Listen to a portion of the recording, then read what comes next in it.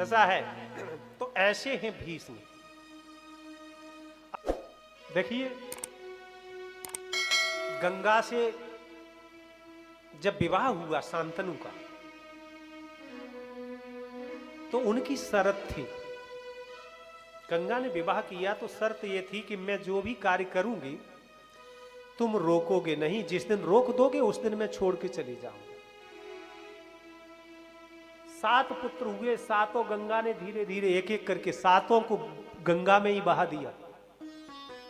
8वां पुत्र हुआ और शांतनु बेबस थे, कुछ बोल नहीं पाते थे, क्योंकि वचन दिया था गंगा को कि मैं तुम्हें रोकूंगा नहीं। 8वां बालक हुआ। शांतनु ने मन में दृढ़ निश्चय कर लिया कि गंगा छोड़ के जाए चली जाए, पर मैं इस बालक को मरने नहीं दूंगा। और उन्होंने गंगा को रोक दिया कि इस बालक को तुम नहीं मार सकती।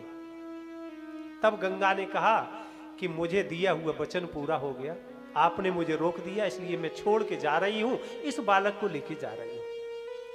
उस बालक का लालन पालन किया, बालक बड़ा हो गया और परशुराम से शस्त्र विद्या भी मिल गई। और उसके बाद में एक दिन शांतनु गंगा किनारे रो रहे थे बैठे बैठे, क्योंकि मन नहीं लगता था। तो अचानक बाणों से गंगा की धारा रुक गई।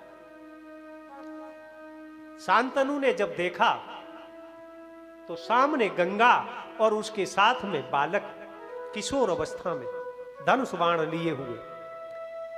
शांतनु ने गंगा से पूछना चाहा कि कौन है, तब गंगा ने उस बालक का हाथ शांतनु के हाथ में पकड़ा दिया और कहा कि ये तुम्हारा बालक है, देवव्रत नाम है इसका, ये आप संभालो। शांतनु बहुत प्रसन्न हुए और उन्होंने उस देवव्रत को हस्तिनापुर का युवराज घोषित कर दिया कि ये हस्तिनापुर का युवराज है। शांतनु वन में गए शिकार खेलने के लिए और वहां जाकर के सत्यवती से प्रेम हो गया। सत्यवती से जब विवाह का प्रस्ताव रखा तो सत्यवती ने ये शर्त रख दी कि मेरी ही संतान राजा बनेगी तो मैं विवाह करूंगी, अन्यथा नहीं। तो शांतनु ने कहा कि राजा तो मेरा देवव्रत ही बनेगा। इस पे बात बिगड़ जाती थी, शांतनु दुखी रहते थे। एक दिन देवव्रत ने मंत्री से पूछा कि आखिर आजकल पिता दुखी क्यों है, कारण क्या है? तो उन्होंने कहा कि पता नहीं, वन में जाते हैं, वन से आते ही दुखी हो जाते हैं। तो देवव्रत पीछे पीछे गए, जाकर के देखा तो एक कुटिया में सत्यवती से वार्तालाप चल रहा था शांतनु का। सत्यवती ने वही शर्त रखी तो शांतनु ने कह दिया कि मेरा देवव्रत ही राजा बनेगा और कोई दूसरा विकल्प नहीं है। शांतनु लौट के चले आए।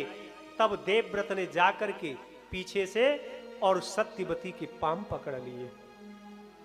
सत्यवती ने कहा क्या चाहते हो, कौन हो तुम? बोले मैं शांतनु पुत्र देवव्रत आपसे भीख मांगता हूं, क्या चाहिए? बोले आप मेरी मां बन जाओ। तो सत्यवती ने कहा कि तुम भी तो युवावस्था में हो, तुमने अपने लिए क्यों नहीं कहा? बोले नहीं, तुम मेरी मां हो, इसलिए मेरी मां बन जाओ। तो सत्यवती ने कहा कि मैंने तो तुम्हारे पिता से कहा है कि मेरा पुत्र ही राजा बनेगा, तो मैं तब उन्होंने कह दिया कि मैं देवव्रत को ही राजा बनाऊंगा। तो देवव्रत ने कहा कि मैं तुम्हें वचन देता हूं कि मैं राजा नहीं बनूंगा, मैं राजा नहीं बनूंगा। तो सत्यवती ने कहा कि यदि तुम राजा नहीं बनोगे तो तुम्हारी संतान राज्य की अधिकारी हो जाएगी, इसका क्या विकल्प है तुम्हारे पास में? तब कहा है कि मैं शांतनु पुत्र देवव्रत दिशाओं को साक्षी मान करके ये संकल्प लेता हूं कि मैं विवाह नहीं करूंगा, मैं विवाह नहीं करूंगा। तो सत्यवती ने कहा ठीक है, चलते हैं। सत्यवती को साथ में लेकर के देवव्रत चल दिए। तो रास्ते में देवव्रत ने कहा, सत्यवती ने कहा देवव्रत से कि देवव्रत रथ को रोक लो। बोले क्यों? कि रथ से नीचे उतर के आओ। नीचे उतर के गए तो सत्यवती ने चरण छूना चाहा देवव्रत। बोले मां ऐसा क्यों करती हो? कि यहां तुम्हारी मां नहीं हूं मैं हस्तिनापुर जाकर के मां बनी हूं, इसलिए मां बनने से पहले तुम्हारे पैर छू लेती हूं, क्योंकि तुम जैसा पुत्र संसार में कोई नहीं हो सकता जो अपने पिता की प्रसन्नता के लिए अपने पूरे जीवन को दांव पर लगा दे। पितृभक्त दूसरा कोई नहीं होता। सत्यवती को लेके हस्तिनापुर आए। शांतनु ने सत्यवती को देखा तो पूछा कैसे आ गई तू? तो देवव्रत ने कहा कि जो आप नहीं कर सके वो मुझे करना पड़ा, जो वचन आप नहीं दे सके वो मैंने दिए। तब शांतनु दुखी हो गए। दुखी होकर के उन्होंने कहा कि तुमने देवव्रत ठीक नहीं किया, अच्छा नहीं किया ये। क्यों? देवव्रत ने कहा आत्मा वही जायते पुत्र, पिता की आत्मा ही पुत्र रूप में आती है, और वह पुत्र पिता को सुख न दे तो उसके जीवन को धिक्कार है। बोले वो तो ठीक है तुमने मेरे लिए किया, ये तो अच्छी बात है, लेकिन हस्तिनापुर के साथ में अन्याय कर दिया तुमने।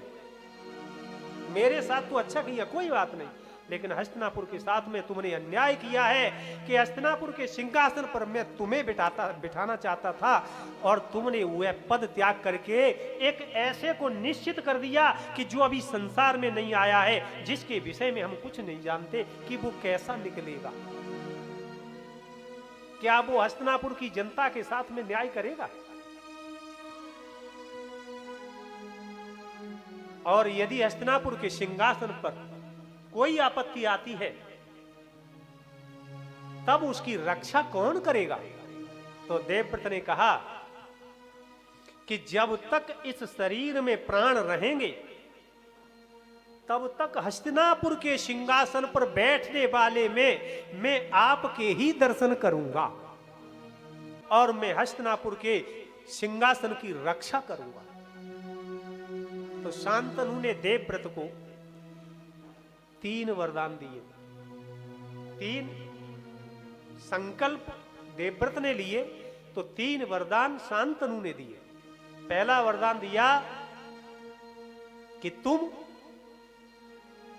तुमने भीष्म प्रतिज्ञा की है। भीष्म का मतलब होता है अटल, जो कभी टल नहीं सकती, इसलिए आज से तुम भीष्म के नाम से जाने जाओगे। दूसरा, जब तक चाहोगे तब तक जियोगे, जब चाहोगे तब मरोगे। तीसरा, शादी करते हैं प्रकृति में, प्रकृति की सेवा के लिए, यानी प्रकृति आगे बढ़ती रहे तो पुत्र उत्पन्न हो, और पुत्र उत्पन्न इसलिए होते हैं कि पितरों का तर्पण करें। इसलिए तुमने शादी न करने का जो संकल्प लिया है तो तुम्हारे संतान नहीं होगी, लेकिन तुम्हारे संतान नहीं होगी कोई बात नहीं, तुम्हें पूरा संसार तर्पण करेगा। आज विद्वान ब्राह्मण जानते हैं जो तर्पण कराते हैं। पितामह भीष्म को 1 अंजलि दिए बिना किसी का तर्पण पूरा नहीं होता। पूरे पितरों को तर्पण करने के बाद में 1 अंजलि पितामह भीष्म को नहीं दिया तो तर्पण मान्य नहीं होता।